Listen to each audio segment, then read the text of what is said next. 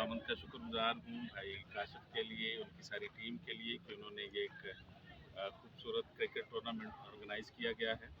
जैसा कि आप देख रहे हैं कि यूथ क्रिकेट टूर्नामेंट है और यूथ को ज़्यादा जो है इसमें दावत दी गई है और उनको बेशक ये क्रिकेट टूर्नामेंट है लेकिन मसीही यगानगत को और मसीही मोहब्बत को कायम करने के लिए, मसीही यूनिटी को कायम करने के लिए इस टूर्नामेंट का इनेकाद किया गया है।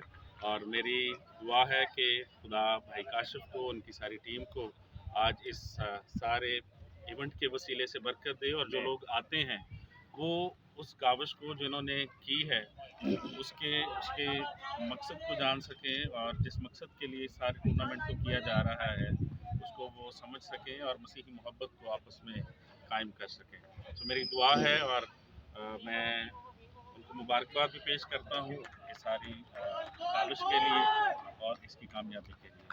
खुदावंद आपको बरकत दे। Thank you sir, thank you. Photo बना दो।